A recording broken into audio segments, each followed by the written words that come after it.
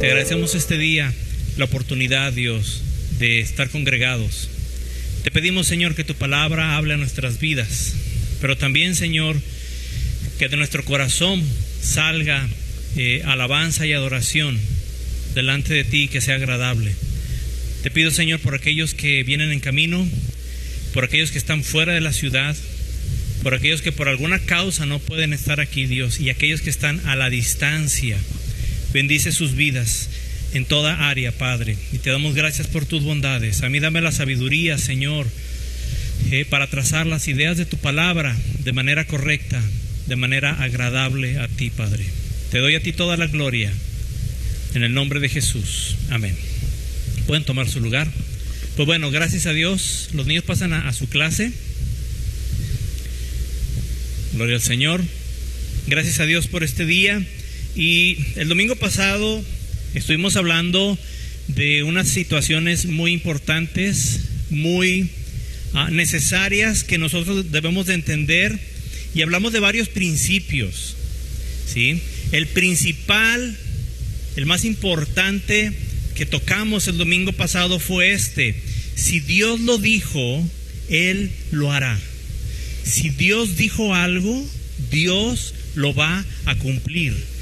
Y recordamos que esto lo estuvimos viendo, ¿sí?, utilizando como base la historia del pueblo de Israel cuando fueron liberados de la cautividad de los egipcios. ¿Se acuerdan? Sí, Israel eran los esclavos. Muy probablemente no hayan construido por ahí, ellos les haya tocado varias de esas construcciones famosas de los egipcios. Pero bueno, tomamos esa historia como base, y tremenda situación, hermanos, esta, cuando Dios mismo, después de haber libertado a su pueblo, todo mundo conoce o ha escuchado aquello de las plagas, ¿sí? Cuando Dios mandó las plagas a los egipcios a través de Moisés y de su hermano Aarón, que fueron los mensajeros que Dios utilizó para advertirle, para comunicarse, para darle los mensajes al faraón, pero que el faraón no quería, y Dios mandaba una plaga y otra, y cada vez fueron más intensas. Y fue algo tremendo que sucedió, y que creo que todos conocemos estas historias, cosas que no son fantasías, cosas que no son inventadas como fábulas, cosas que sucedieron, que fueron reales, y de los cuales hay hasta evidencia científica de todas estas cosas, ¿sí? Y hoy vamos al libro de Éxodo capítulo 14, por favor. Vamos a continuar rondando esta área de la historia en el libro de Éxodo capítulo 14. Gloria a Cristo. Vamos a leer del verso 1. Sígame con su vista, por favor. Fíjese bien en estas ideas. Son 3 ideas muy, muy importantes. Dice el versículo 1, Éxodo 14:1. Habló Jehová a Moisés diciendo: di a los hijos de Israel que den la vuelta y acampen delante de Pi-Hahirot, entre Migdol y el mar hacia Baal-Zephón. Delante de él acamparéis junto al mar. Porque Faraón dirá de los hijos de Israel: encerrados están en la tierra, el desierto los ha encerrado, y yo endureceré el corazón de Faraón para que lo siga, y seré glorificado en Faraón y en todo su ejército, y sabrán los egipcios que yo soy Jehová, y ellos lo hicieron así. Hasta ahí vamos a leer. Es parte de lo que vimos el domingo pasado. ¿Sí lo recuerda? Cuando Dios les dijo: no se vayan por el camino de los filisteos. ¿Sí? ¿Se acuerda? Porque si se van por el camino de los filisteos, a pesar de que la Biblia dice que los israelitas, ¿cómo salieron de Egipto? ¿Recuerda? ¿Cómo iban? Armados, ¿verdad? Llevaban ahí lanzas, cuchillos, no sé qué armas se utilizarían en aquel tiempo, pero usted podrá imaginarse, lo mínimo llevaba una piedra, ¿no? Alguien ahí. Iban armados para enfrentar a los filisteos, porque tenían que cruzar por ahí, pero Dios les dijo no, porque sabía Dios que cuando los de Israel vieran a los filisteos, se iban a asustar, iban a tener miedo y se iban a querer regresar, iban a preferir seguir siendo esclavos de los egipcios. En cambio vemos aquí que Dios les dice: den vuelta y acampen delante de Pi-Hahirot, ¿sí? Pi-Hahirot, vamos ubicando estos tres detalles. Pi-Hahirot, ¿qué es esto? Pi-Hahirot es como un camino en medio de una sierra, de unas montañas enormes, altísimas, ¿sí? Y a ese lugar, a ese camino, ¿sí?, se le llama o se le llamaba Pi-Hahirot. Y yo traigo mire la tecnología que tenemos aquí en Camino de Vida. Estamos orando para que Dios nos provea pronto un proyector. Pero mire, ahorita voy a pasar esta hoja. No sé si se alcance a ver, mis hermanos que están a la distancia.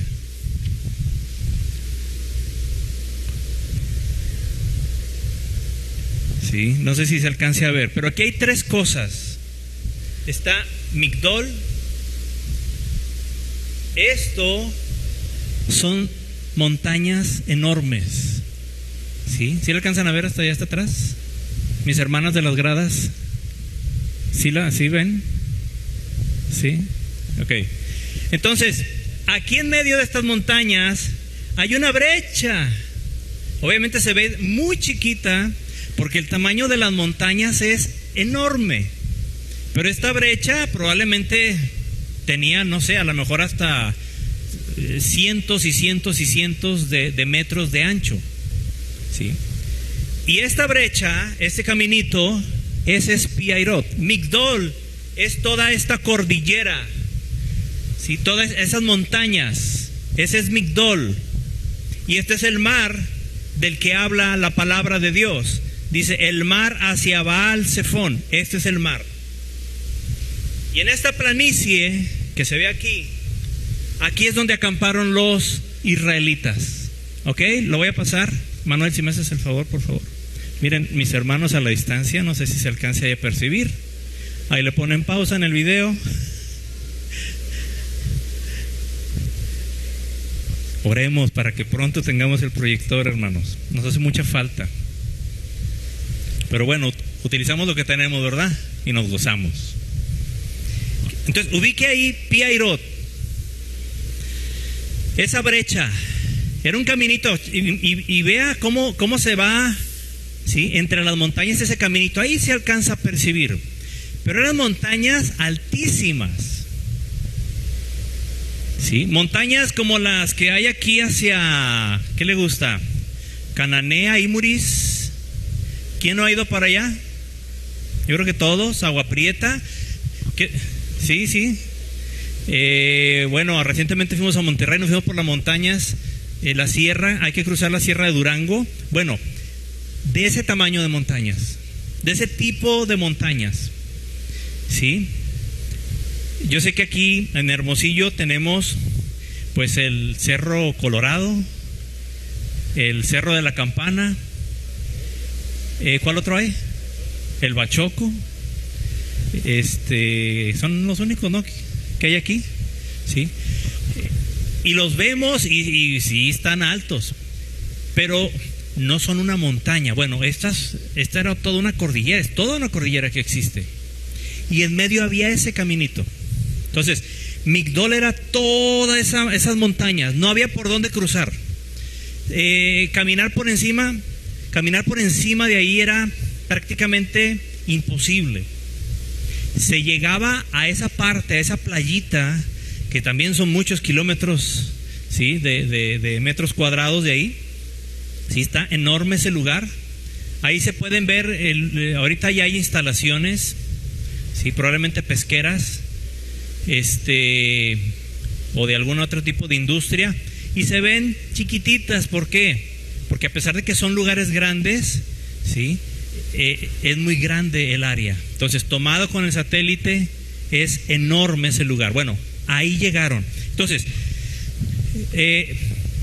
Migdol, la cordillera, Pi-Hahirot, ese caminito entre las montañas que iba y terminaba ahí en esa playa, en esa especie de meseta. Entonces vamos a leer otra vez el verso 2 para que ahora sí en su mente pueda ubicar la situación. ¿Sí? Verso 2: di a los hijos de Israel que den la vuelta y acampen delante de Pi-Hahirot. ¿Sí ubica? En esa meseta, en ese lugar de arena, entre Migdol, es decir, entre las montañas, y el mar hacia Baal Zephón. Ya ubicamos ahora sí. ¿Está conmigo? ¿Es correcto? Ya ubica la situación de Israel. Bueno,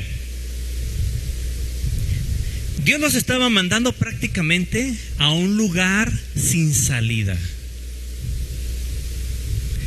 Los libró de los filisteos para que no se regresaran y los metió en una situación donde Dios sabía que tampoco iban a tener posibilidad de regresar, aunque ellos quisieran. Con los filisteos sí tenían los israelitas oportunidad de regresarse, hermanos, porque Dios lo dice: cuando los vean van a tener miedo en su corazón y se van a regresar a Egipto. Pero una vez entrando a ese corredor, a ese camino que estaba entre las montañas, y Dios sabía, porque lo dice aquí, que iban a endurecer el corazón de Faraón para que lo siguiera. ¿Sí? Una vez entrando, llegando a esa meseta, a ese lugar, a esa playa, con el Faraón y todos los miles de soldados que venían con él, aunque quisieran lo de Israel, ya no había manera de regresar. ¿Está conmigo? Quiero que vayamos poniendo en contexto la situación de los israelitas. Era una situación bien difícil. Era una situación sin escape, ¿sí? Sin salida. Como a veces yo creo que todo el mundo nos hemos sentido en situaciones de este tipo. Situaciones en las que no vemos salida, no vemos solución. Que realmente llega un punto en el que hablamos con alguien o con nosotros mismos y decimos: no sé cómo voy a salir de esto. No sé qué voy a hacer. Esto no tiene solución. Ya no hay vuelta atrás. No puedo deshacer lo que pasó, lo que hice, lo que me hicieron. ¿Sí? Adelante está el mar. Las montañas de problemas son tan grandes que decimos: no sé ni cómo me metí en esto. Nadie levante la mano, pero ¿quién ha estado en ese punto? ¿Quién ha estado ahí adelantito de Pi-Hahirot? Yo creo que todos, hermanos. En algún momento, ¿sí? No nos hemos quedado ahí por la misericordia de Dios. Dios nos ha sacado de una o de otra manera, bien o mal, para nosotros o para los demás, ¿sí? Pero de una o de otra manera hemos estado ahí, hermano. Y muchas ocasiones, cuando hablamos del pueblo de Israel, dígame usted si está conmigo en esto. Cuando hablamos del pueblo de Israel, hermanos, lo hacemos poniéndolos a ellos como mal ejemplo. ¿Se ha fijado en ese detalle? Que hablamos de Israel en muchas historias. ¿Y qué es lo que decimos? Era un pueblo rebelde, ¿sí o no? Un pueblo desobediente. Luego de que vieron todas las maravillas que hizo Dios, las señales. ¿Cómo vieron ellos las plagas? ¿Sí? Cosas tremendas. Y todavía así se atrevían a desconfiar de Dios. Solemos, hermano, hablar y poner a Israel como un mal ejemplo, como un pueblo desobediente, que se quejaba mucho, que murmuraba mucho. ¿Qué más? ¿Qué otro detalle se me pasa de Israel? Rebelde. ¿Sí se ha fijado en ese detalle?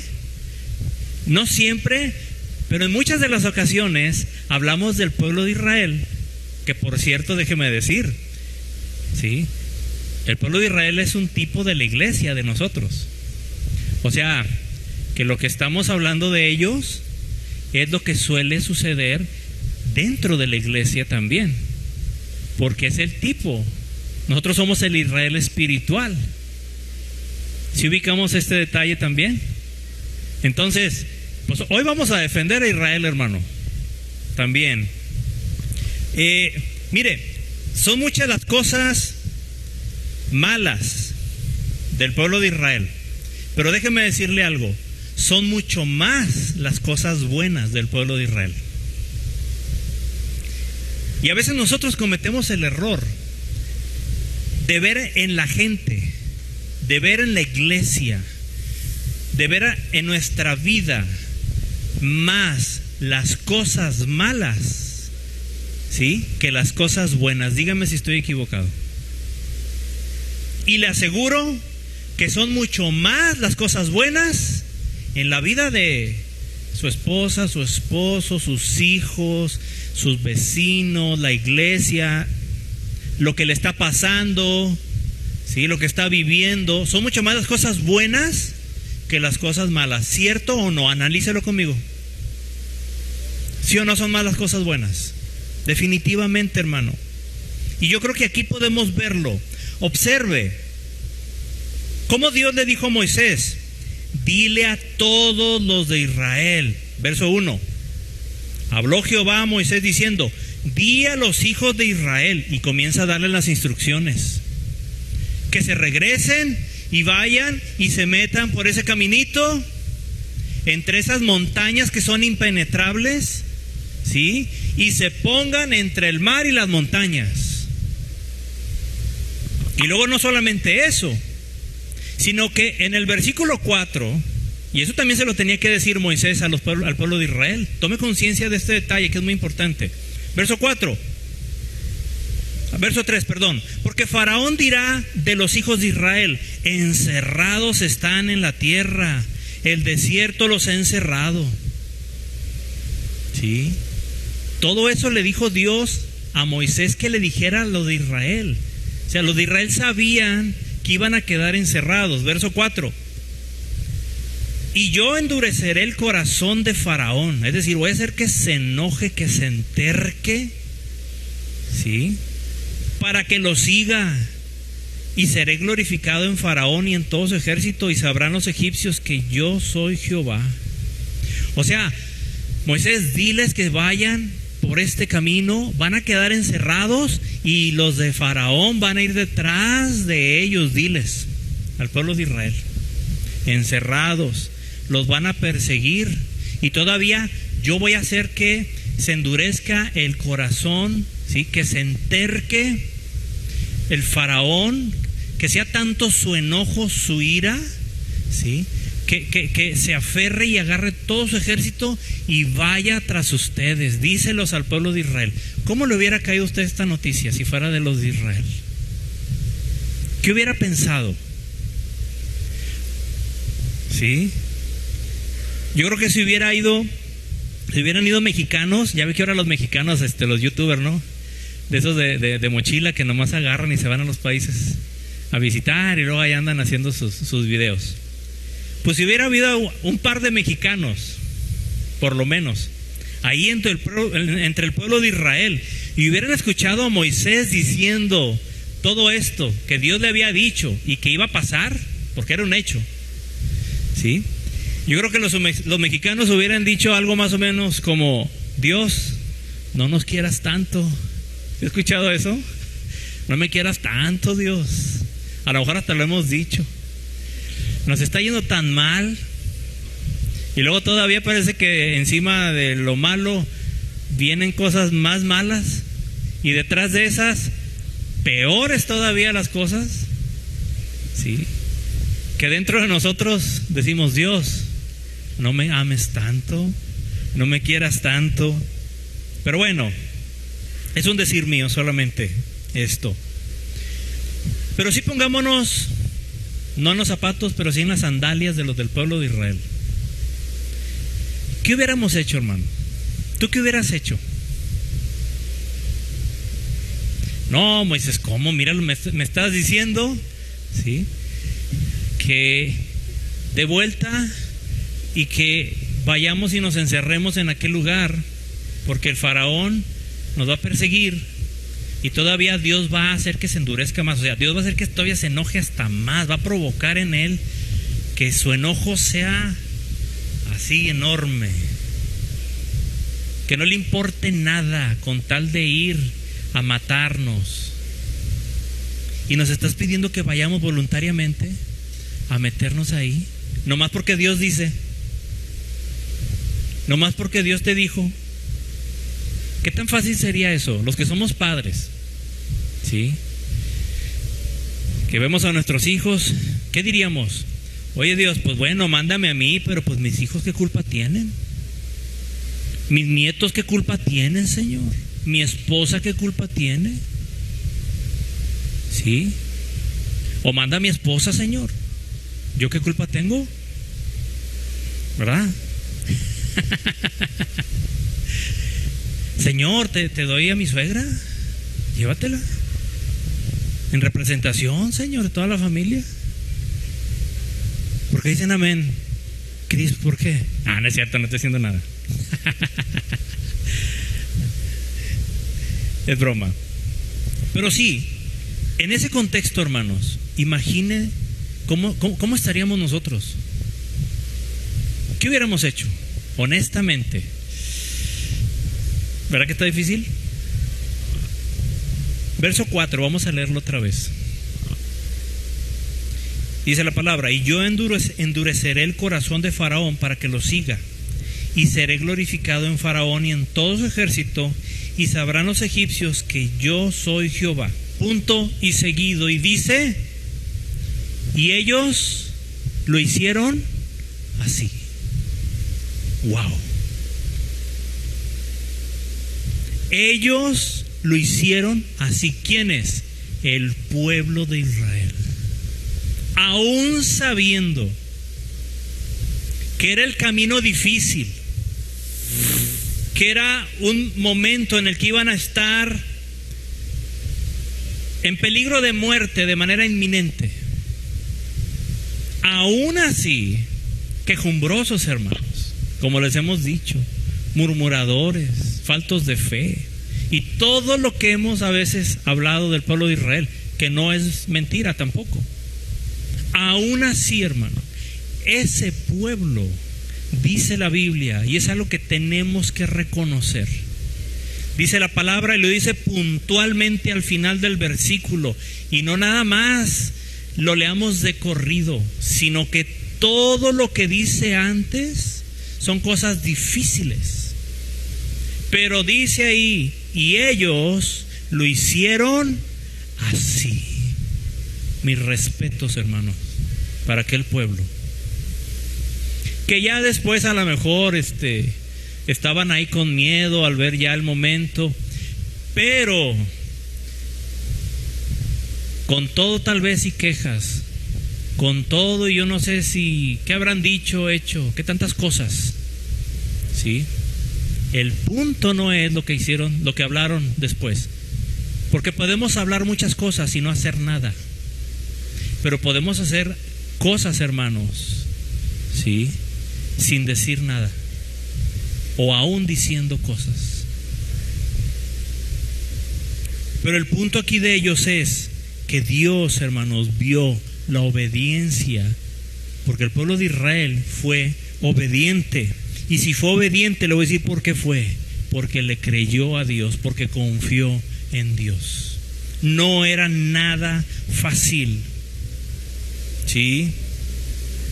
Ahora, Dios les platica y le dice a Moisés: diles todo lo que va a pasar. Y como que les dice todo lo malo. Pero también Dios le platica su plan a Moisés. Y desde el verso 3 vemos el plan de Dios. Primero les dijo lo malo, lo que iba a suceder, la situación en la que iban a estar, a lo que iba a llegar.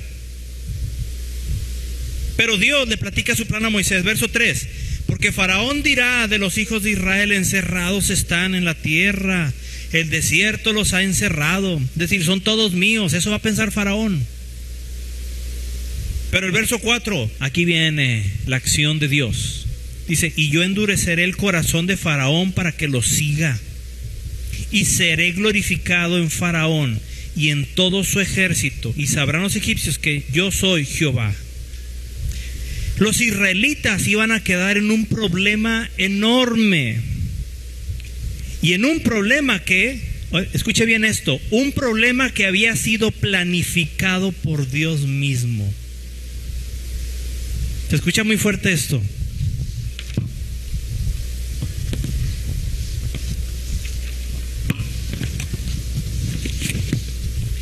Situaciones que Dios permite, situaciones que Dios planifica.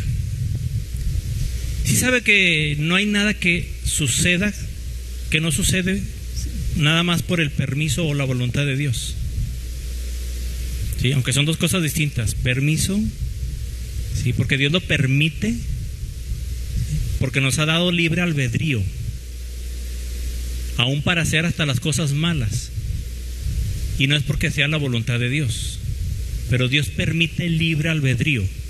Pero hay otras cosas malas o difíciles como estas, ¿sí? Lo correcto es difícil, como estas que son dirigidas por la voluntad de Dios, planificadas por Dios, ¿sí? Qué fácil es confiar en Dios, hermanos, cuando todo está a favor. Pero ¿qué hacemos cuando las cosas están en contra? Cuando parece imposible que una situación cambie. Cuando por obedecer a Dios nos encontramos en una situación sin salida, por hacer lo correcto. ¿Sí? Y yo quiero enfatizar esto. Si Dios le dice que haga algo, hágalo.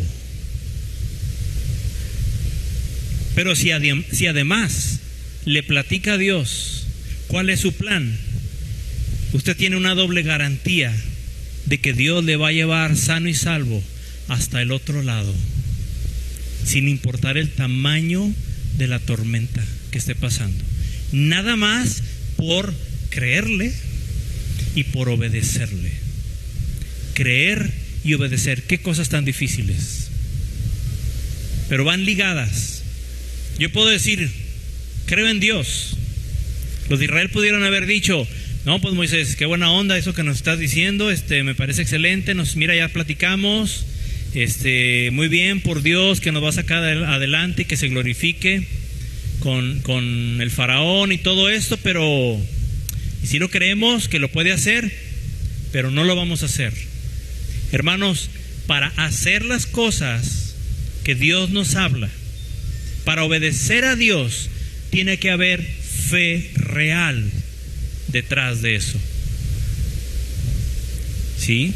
Porque la fe, hermanos, no solamente es de labios hacia afuera, sino la fe, hermanos, ¿sí?, se ve reflejada en las obras que hacemos.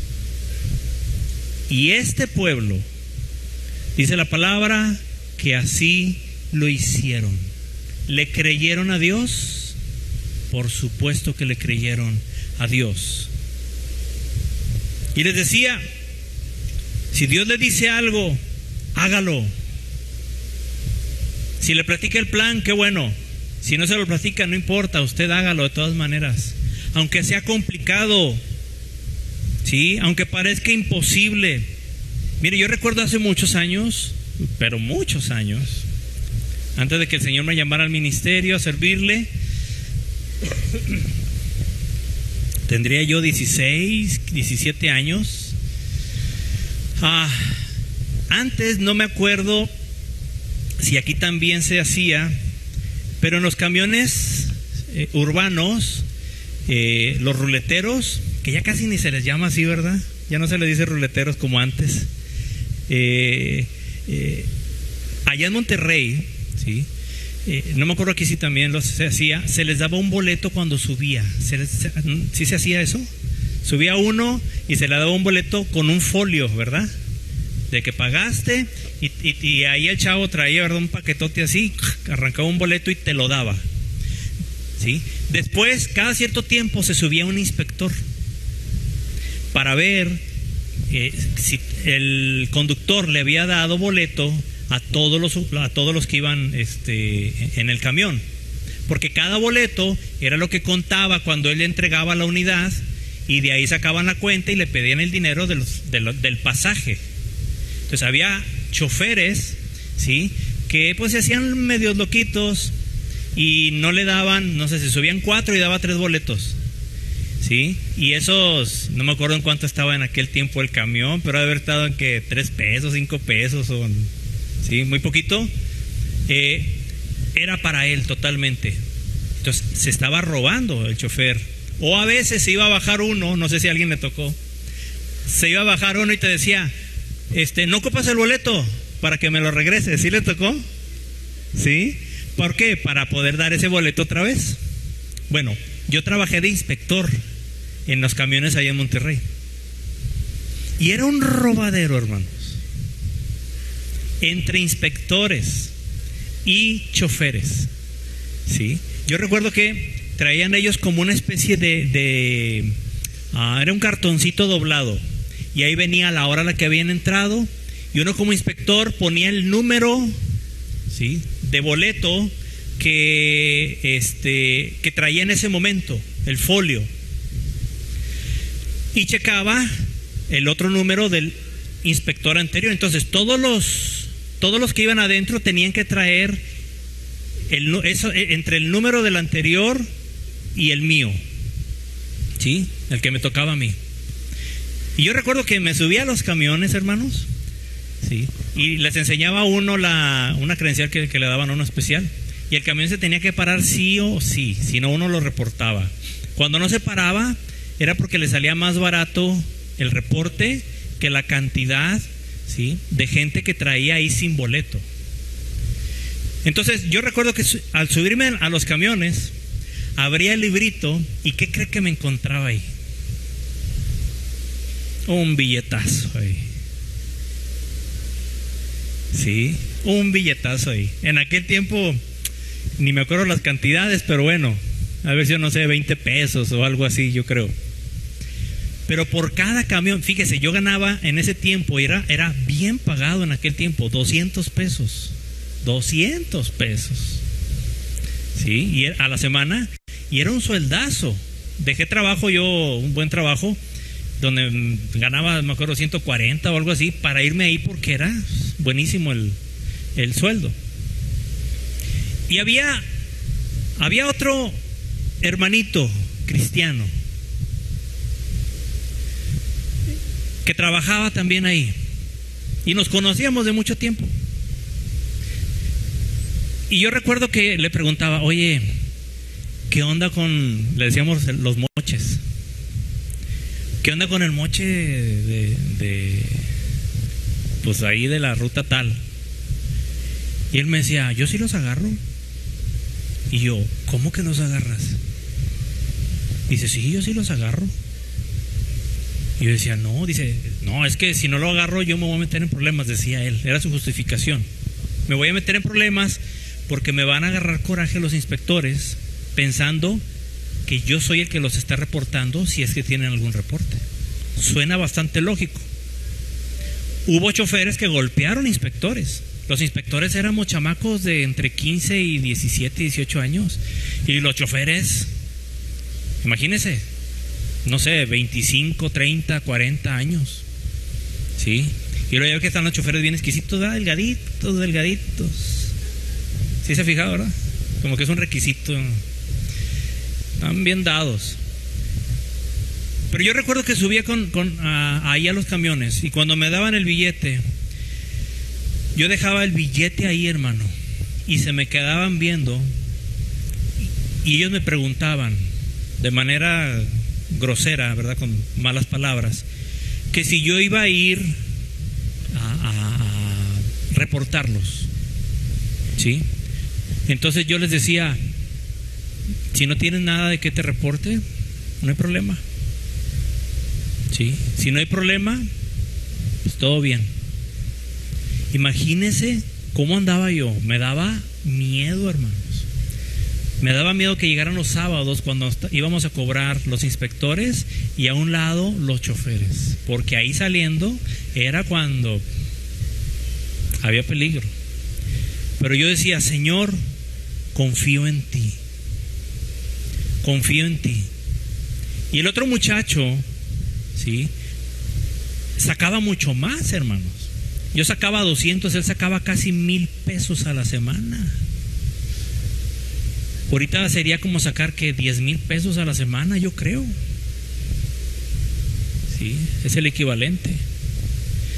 Nada más que ese muchacho terminaron corriéndolo, a final de cuentas, porque había inspectores de los inspectores. Y resulta que lo pescaron haciendo lo que no debía. ¿Y sabe qué? A mí esos 200 pesos me rendían un montón. Y de repente salíamos al centro, sí, porque era conocido mío, amigo mío, y ya no traía él, porque no le rendía. Vale la pena hacer lo correcto, aunque sea ilógicamente conveniente.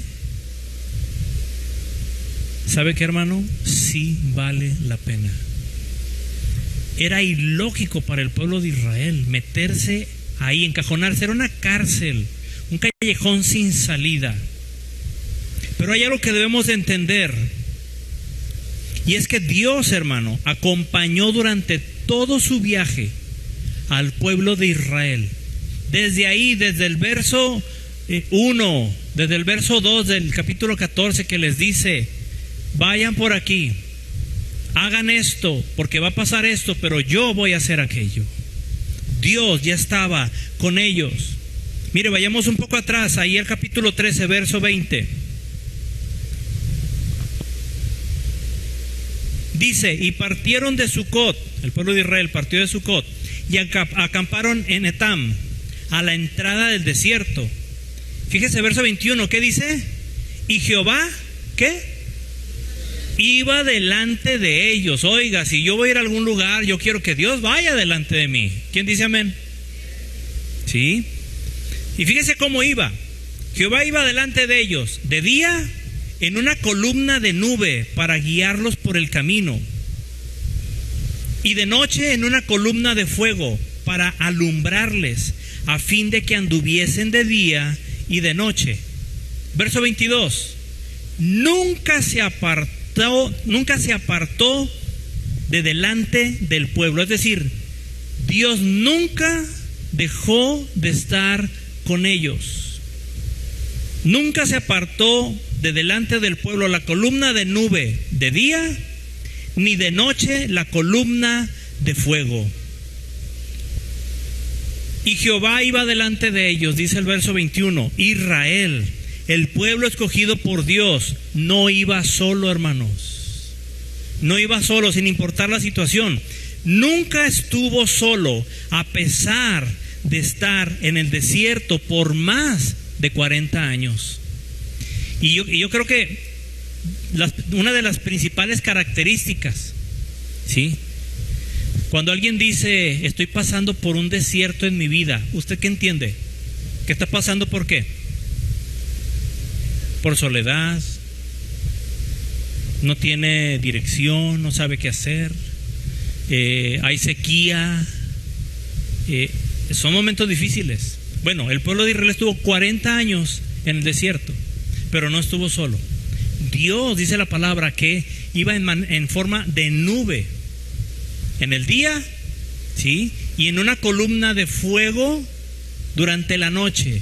Es decir, esa nube durante el día eran nubes como las que vemos, pero yo quiero pensar que era una nube espesa. Y le decía ayer a mi esposa, le decía, nunca había pensado que el pueblo de Israel estuvo 40 años en el desierto con puro nublado, puro cielo nublado. Y no nubecitas como las que de repente pasan, ¿verdad? Y allá ando uno correteándolas de que, ya se va la nube y se fue la nube. No.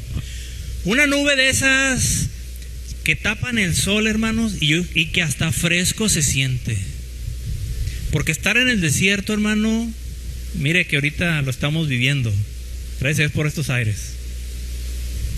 Pero yo estoy seguro que esa nube, ¿sí?, no solamente era la compañía de Dios para guiarlos, sino era un cuidado de Dios por el calor que estaba haciendo, para que el sol no los consumiera. 40 años bajo esa nube. Y luego en la noche, esa nube, ¿sí?, se transformaba, ¿sí?, en una columna de fuego, para que pudieran ver, hermanos, bien. Y si hacía frío, porque hay desiertos que son muy fríos por la noche, ese frío no lo padecieran, no lo sintieran ellos también. Dígame si eso no es que Dios cuida a su pueblo. ¿Sí? Y Jehová iba ahí, hermanos. 40 años estuvo con ellos para guiarlos, para cuidarlos, ¿sí?, en el día y en la noche, es decir, en todo momento. Gloria al Señor. Esto, hermano, nos demuestra que Dios es nuestro protector. Dios es el protector que usted y yo tenemos y que necesitamos. ¿Sí? Así iba Dios con Israel, cuidándolos, protegiéndolos. Pero hubo una ocasión en la que Dios hizo lo necesario para proteger a su pueblo de una manera especial y única. Y la encontramos en Éxodo 14, 19. Regresamos ahí a Pi-Hahirot, ¿sí?, ahí enfrente del mar, ya con el faraón llegando con todo su ejército, ¿sí?, a donde estaba el pueblo de Israel. Éxodo 14, 19. Mire lo que Dios hizo en este momento. Y el ángel de Dios que iba delante del campamento de Israel se apartó e iba en pos de ellos. Es decir, el ángel de Dios que iba delante guiando, ¿sí?, dejó de estar al frente y se fue a la parte posterior, a espaldas de donde estaba Israel. Dice, y asimismo la columna de nube que iba delante de ellos se apartó y se puso a sus espaldas. Ya no iba arriba, se apartó y se puso en la parte de atrás del pueblo de Israel. E iba esa nube y ese ángel, ¿sí?, iba entre el campamento de los egipcios y el campamento de Israel. ¿Se imagina lo impresionante? Los de Israel, ubique, eran millones de personas. Y los soldados egipcios eran miles. Pero tanto el ángel de Dios como esa columna se puso en medio. Dice el verso 20, e iba entre el campamento de los egipcios y el campamento de Israel. Y era nube y tinieblas para aquellos, es decir, para los egipcios. Y alumbraba a Israel de noche. Y en toda aquella noche nunca se acercaron los unos a los otros. Imagínese ese caminito que ahorita vio ahí en la fotografía, ¿sí?, ahí en Pi-Hahirot. Era esa única entrada o salida. Israel estaba aquí y justo ahí donde vio el círculo, ahí se puso el ángel de Dios y la columna. Y del lado de las montañas, que era donde estaban ahí todos haciendo fila los egipcios para poder alcanzar a los de Israel, de ese lado la columna dice que era oscuridad. Pero de este lado esa columna, ¿qué era? Luz. Era fuego, hermanos. Era lo que alumbraba, hermano, al pueblo de Israel de noche. Y tanto el ángel de Dios como esa columna, ¿sí?, que era la presencia de Dios cuidando a su pueblo, estuvo en medio de su pueblo y de aquellos que querían hacerle daño. Y eso, hermano, es un principio que no ha cambiado hasta el día de hoy. Dios cuida a su iglesia. Dios cuida a su pueblo. Aunque parezca difícil obedecerle, hermano. Aunque diga usted, no me conviene hacer lo correcto. Mire, ahorita tenemos nosotros aquí algunas hermanas que son maestras. Y ahorita se está metiendo mucho lo de la identidad de género. ¿Sí? Toda esta deformación que quieren hacer en los niños, en los adolescentes. ¿Sabe qué? Va a llegar un momento en que nuestras hermanas van a tener que tomar una decisión. Y no solo ellas, sino también nosotros como padres. Porque el gobierno, ¿sí?, ya están las leyes ahí puestas para que los padres no podamos intervenir. Y un niño de 3 o 4 años que está en kinder, un varón de esa edad, ¿sí?, que una maestra, muy probablemente lesbiana, ¿sí?, o no sé qué tantos nombres hay ahora para esas desviaciones y cosas que no están bien delante de Dios, le diga y convenza a ese niño de que tú puedes ser niña, si tú quieres puedes ser niña. Y el gobierno ya tiene las leyes puestas ahí. De hecho, en Ciudad de México ya algunas se han autorizado. En Canadá ya son un hecho. Decía la vez pasada, hay papá y mamá, que están en la cárcel porque a su niño de 4 años no lo dejaron inyectarse hormonas porque el niño quería, el varoncito, quería hormonas, ¿cómo se llama? De estrógenos o no sé qué, eso, las de las mujeres, para poder comenzar a tener aspecto y rasgos femeninos, o viceversa. Y la ley, los gobiernos de las naciones ya están aprobando este tipo de cosas. ¿Qué puede saber un niño de 3, 4, 5, 7 años, de 10 años? ¿Qué puede saber de esto, hermanos?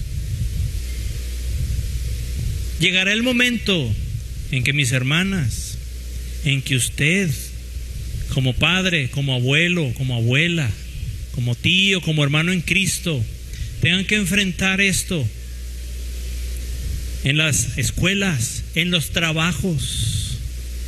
Que de las maestras que un día les van a decir, oye, tienes que enseñarle a los niños que pueden ser niñas si ellos quieren, que ellos tienen libertad de escoger el género que quieran ser.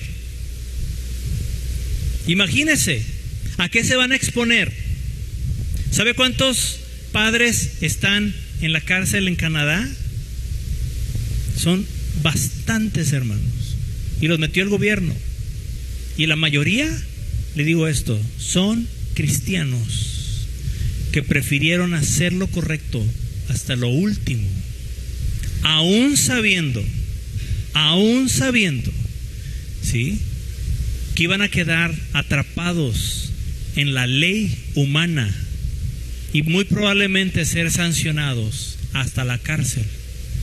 Prefirieron hacer lo correcto. Número 1, por amor a Dios, por obedecer a Dios. Y número 2, por amor a sus hijos. Y a usted y a mí nos conviene obedecer a Dios y hacer lo correcto por las mismas 2 razones. Número 1, por amor a Dios, y esa es la principal. Pero número 2, también por amor a aquellos que están a tu descendencia, ¿sí?, aquellos que están a tu alrededor. Porque si Dios te está diciendo algo, no te lo está diciendo para perjudicarte, es para cuidarte. Porque Dios ve lo que viene más adelante que tú y yo no lo podemos ver. Pero entonces que Dios los saque a esos de las cárceles, porque es injusto. Los de Israel estaban encarcelados, hermanos. Y no solamente encarcelados, estaban ya caminando ese pasillo de la muerte, el pasillo que va por donde llevan a los que van a ejecutar. Sí. Ahí estaba el pueblo de Israel. La diferencia es que no estaban solos. Y Dios, hermano, siempre protege. Mire, Dios mandó su ángel para hacer dos cosas. Número uno, para dirigir y para cuidar. Ya voy a terminar con esto. Para dirigir y cuidar. Ese ángel, hermano, iba dirigiendo al pueblo, por eso iba adelante. ¿Sí? Así como camina un pastor de ovejas, porque sepa y recuerde que hay pastores. Mire, pastores solamente hay de dos tipos de animalitos: ovejas y cabras. No hay pastores de caballos, no se les llama así. No hay pastores de vacas, no hay pastores de cochis, ni de cualquier otra especie. Nada más pastores, oveja o cabra. ¿Sí? Y así iba el ángel de Dios, como un pastor con sus ovejas. El pastor va caminando, ¿sí? Y las ovejas lo van siguiendo. Recuerde esto. Y así es como iba el pueblo de Israel. Iba el ángel de Dios al frente y el pueblo de Israel iba atrás. Pero cuando el pueblo de Israel se encontró en peligro, ese ángel de Dios, y quiero poner atención en esta frase: el ángel de Dios. Ahorita lo vamos a ver. Ese ángel se fue a la parte de atrás entre su pueblo y los egipcios por una sola razón: para protegerlos. Para eso se movió el ángel de Dios. Ahora, te decía ahorita, observe que dice el ángel de Dios, no dice un ángel de Dios. ¿Verdad que no lo dice? Y muy pocas veces aparece así el ángel de Dios. De hecho, solamente en toda la Biblia aparece 5 ocasiones esta frase: el ángel de Dios. Aparecerá un ángel de Dios, aparecerá el ángel de Jehová o el ángel Gabriel. Pero esta expresión de el ángel de Dios, ¿sí? Los teólogos, esos estudiosos de la palabra, en su mayoría coinciden en que ese ángel, el ángel de Dios, ¿sí?, era el Verbo antes de hacerse como uno de nosotros. ¿Y quién es el Verbo? El Señor Jesucristo.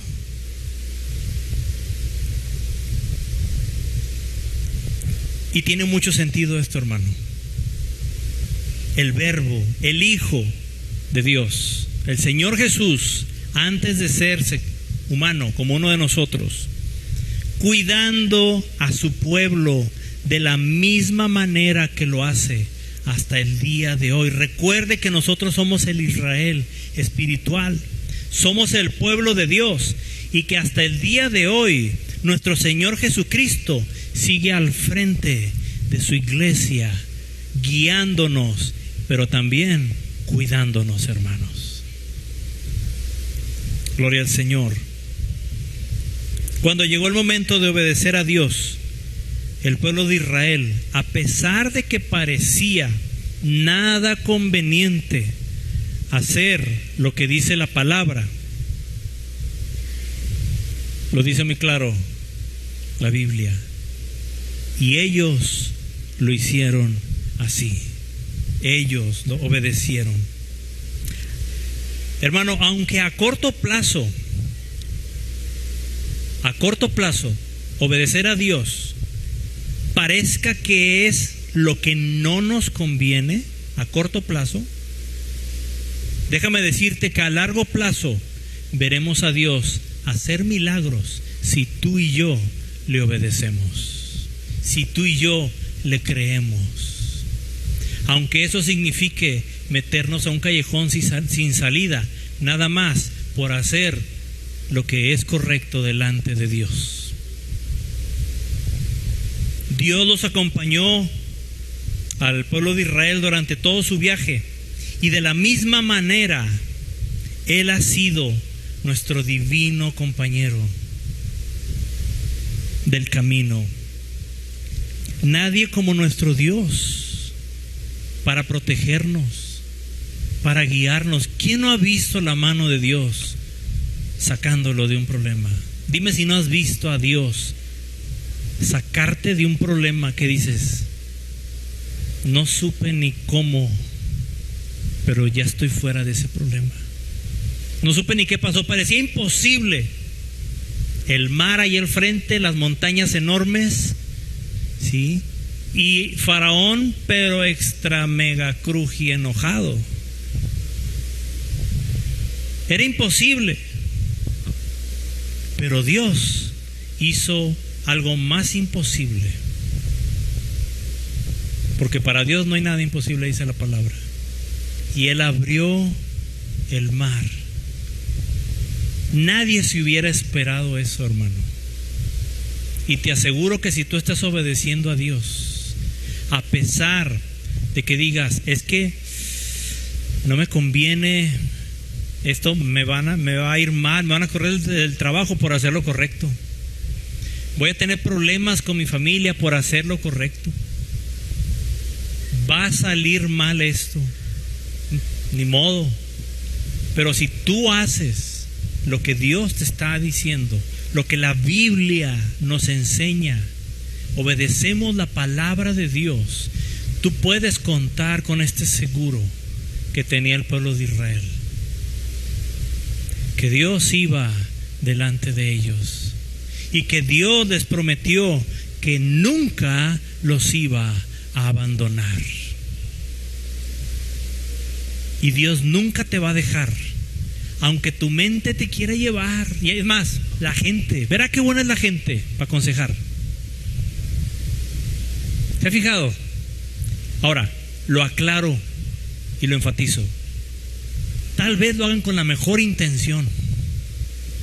Eso no lo voy a negar. Tal vez alguien te está dando un mal consejo con las mejores de las intenciones. Pero el consejo no deja de ser malo, aunque sea con la mejor intención. Creo que a todos nos ha tocado también esto. Pero, ¿qué es lo que dice la palabra de Dios? Y a veces la gente, hermano, nos está diciendo, no, tú haz esto, aprovecha. ¿Sabes qué? Dale primero en toda la torre al que te quiere ahí en el trabajo, antes de que él te gane primero, mira. Y te lo dicen, no, agandáyatelo primero. Ve tú primero con el jefe, no me mira y órale, atóralo ahí para que vea lo que se siente. Acabo que yo voy a estar orando por ti. Dios te va a ayudar. Lo queremos cristianizar a veces las cosas que no son buenas, hermanos. No hagamos eso. Sí, a lo malo hay que llamarle malo y a lo bueno, bueno y punto. Sí, el veneno es veneno y no le pongamos otra etiqueta, hermano. Y aunque a corto plazo parezca que no es lo que más te conviene, pero ¿qué es lo correcto delante de Dios? Eso, esa decisión, ¿sí? Que en el libro de nuestras obras, de nuestros actos, ¿sí?, quede escrito allá en el cielo, que cuando pasó esto y Dios dijo que hiciera esto y esto y esto, ella lo hizo así y Él hizo así. Que eso se pueda leer, hermanos, en nuestras obras que son escritas, hermano. Gloria al Señor. Dios, hermano, es nuestro protector. Termino leyéndote estos versículos. Romanos 8:28, acompáñame. Esta es una promesa, para los hijos de Dios. Esta es una promesa para el pueblo de Dios. Y recuerda el principio del domingo pasado. Si Dios lo dijo, Él lo hará. Y si Dios dice esto en su palabra, Él lo va a hacer Él lo está haciendo y Él lo ha hecho. Mire, lo que le dijo a Moisés que le dijera a Israel, tal cual así sucedió. Todavía no pasaba cuando se lo dijo Dios a Moisés y Moisés a Israel. Todavía no pasaba. Todavía el faraón a lo mejor estaba allá en Egipto. Todavía no se endurecía su corazón. Pero al paso de las horas, esto comenzó, hermanos, a suceder. Pero aún así, el pueblo de Israel hizo lo que Dios le dijo. Y no importa lo que estemos pasando, tú y yo tenemos esta promesa. Todo aquel que es hijo de Dios, que ha nacido de nuevo, tenemos esta promesa. Romanos 8:28. Y ¿sabes qué? Toma esto para ti, hermano, porque esta es palabra de Dios para ti. Escúchala con atención. ¿Sí? Tal vez estás pensando en algunas situaciones, en algunos problemas, detalles que están pasando ahí, y que ha pasado por tu mente el tomar una decisión que a lo mejor no es correcta, o simplemente has tenido miedo. ¿Sí? O no ves ya escapatoria, no ves solución. Bueno, pon esa situación en tu mente, tenla presente mientras que lees esto junto conmigo. Sígueme con tu vista. Romanos 8:28. Y sabemos que a los que aman a Dios, todas las cosas les ayudan para bien. Les ayudan a bien. ¿Cuántos aman a Dios, hermano? Mis hermanos que están a la distancia, ¿cuántos aman a Dios? La palabra de Dios dice, y sabemos que a los que aman a Dios, todas las cosas, buenas y malas, todas las cosas les ayudan a bien. Esto es, a los que conforme a su propósito son llamados. Porque a los que antes conoció, también los predestinó, para que fuesen hechos conforme a la imagen de su Hijo, para que Él sea el primogénito entre muchos hermanos. Y a los que predestinó, a estos también llamó. Y a los que llamó, a estos también justificó. Y a los que justificó, a estos también glorificó. Verso 31. ¿Qué pues diremos a esto? Quiero que subraye esto en su Biblia, pero sobre todo quiero que esto lo guarde en su corazón. Si Dios es por nosotros, es decir, si Dios está con nosotros, es lo que está diciendo. Si Dios es por nosotros, pregunta, ¿quién contra nosotros? El que no escatimó ni a su propio Hijo, sino que lo entregó por todos nosotros, ¿cómo no nos dará también con Él todas las cosas? Gloria al Señor.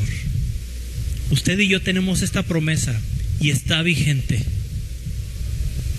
Esta promesa es para ti. ¿Qué necesitamos? Muy sencillo. Necesitamos primero que nada ser del pueblo de Dios. ¿Los egipcios recibieron esta promesa? No. La promesa de que recibieron los israelitas ahí en Éxodo, ¿la recibieron los egipcios? No. ¿Los filisteos? Tampoco. ¿Quiénes la recibieron? Aquellos que eran el pueblo de Dios. ¿Sí? Número 2, necesitamos creerle. Yo creo, Señor, que si tú lo dijiste, tú lo harás. Lo creo. Bueno, pues si lo cree, entonces ponga en práctica el número 3. Haga lo que tiene que hacer. Haga lo que Dios le está diciendo en su palabra que haga. La fe sin obras es muerta. Es decir, es mentira que tengo fe en Dios. Y usted puede preguntarle a cualquier persona en la calle. La mayoría le va a decir, si usted le dice, oye, ¿tú crees en Dios? Creer en Dios implica fe, ¿cierto o no? Le está diciendo, ¿tienes fe en Dios? ¿Crees en Dios? Le va a decir, sí. Pero ¿qué de sus actos? ¿Qué de sus decisiones, de sus acciones? ¿Demuestran que realmente tiene fe? Nuestro actuar, hermano, es el que refleja la fe. Nuestras obras son como este viento que recibimos de estos aires. ¿Sí? Yo podría haber entrado aquí vendado de los ojos, usted y yo, sí, con los ojos vendados, y luego nos sentaban enfrente de un aire. ¿Qué es lo primero que iba usted a pensar? Oh, aquí está, ¿qué? ¿Un abanico? ¿Lo estás viendo? No, pero lo estoy sintiendo. La fe, hermano, y las obras es igual. Sí, es algo que tenemos esa seguridad de que aunque no lo estamos viendo, aquí adentro estamos con esa seguridad. Y usted puede escuchar el abanico. Digo, pudieron haberlos traído con los ojos vendados, y usted lo sientan ahí, y usted dice, ¿es el abanico? ¿Es un aire? ¿Por qué si no lo estás viendo? Porque lo conozco. Conozco cómo se oye. Conozco cómo se siente. Sé cómo me hace sentir. Igual con Dios, hermano. Necesitamos conocer. Yo creo que conocemos cómo se escucha Dios, cómo se siente y lo que provoca su presencia. Yo le invito a que en esta tarde, ¿por qué no hablar con Dios? Ahí donde estás en tu lugar, cierra tus ojos. Yo invito a que todos cerremos nuestros ojos. Si Dios está contigo, si Dios está contigo, si Dios por nosotros, si Dios es con nosotros, ¿quién contra nosotros? La pregunta es, ¿nosotros estamos con Dios? Porque Dios es fiel, pero a veces nosotros no, hermano. Y Dios puede estar ahí sin moverse, pero nosotros tal vez estamos muy lejos de Él. Dios nunca se ha movido, ha estado en el mismo lugar siempre en tu vida. Pero a veces nosotros nos alejamos de Dios. ¿Sabes qué? Hoy podemos acercarnos a Él. Hoy podemos decirle, Dios, yo quiero que no solamente tú estés conmigo, yo quiero estar contigo. Quiero obedecer tu palabra, quiero hacer lo que es correcto. Necesito de ti. ¿Por qué no hablas con Dios, mi hermano?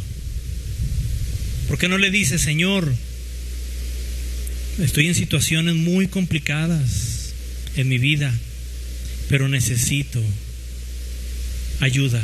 Y sé que la única ayuda real que me va a librar de esto proviene de ti.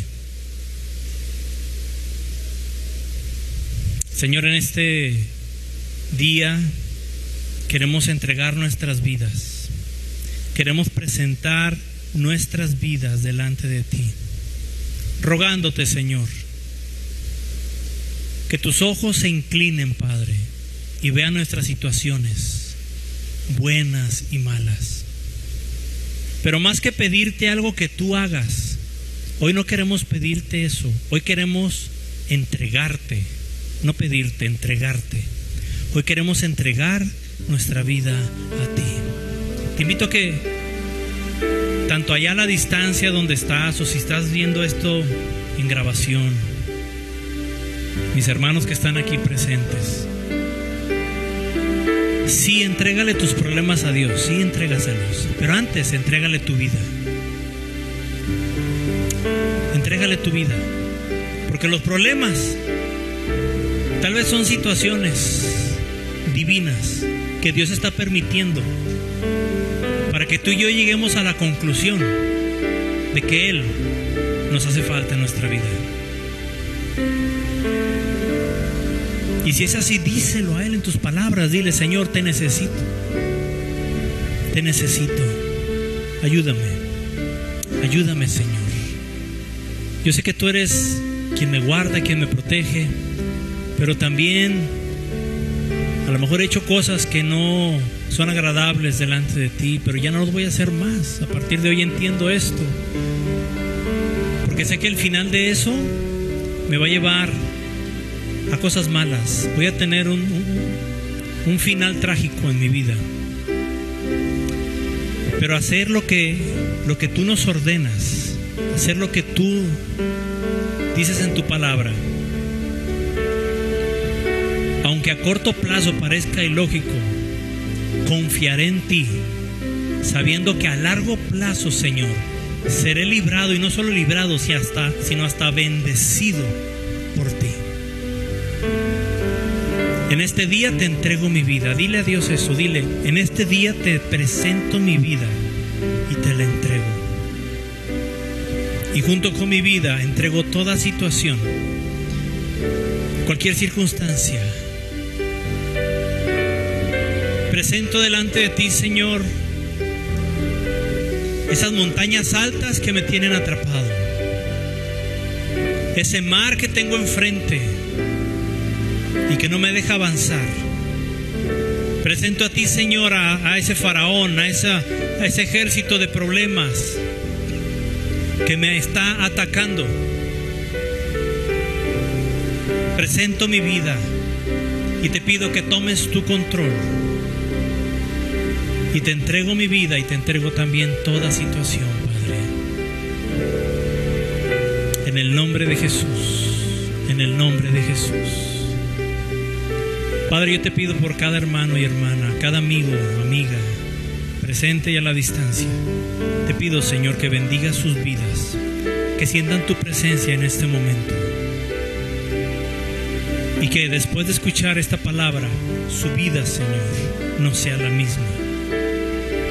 Que esta palabra retumbe, Señor, lo que les hayas hablado, retumbe en su mente, en sus pensamientos. Porque ha llegado el tiempo de tener esa cercanía. Ha llegado el tiempo, Señor, de muchas cosas buenas que están frente a ellos, frente a ellas. Pero es necesario, Señor, que nosotros hagamos lo que es correcto delante de ti. Te bendecimos y te exaltamos, Padre. Te damos gracias, Señor. Gracias por tus misericordias y gracias por tus bondades.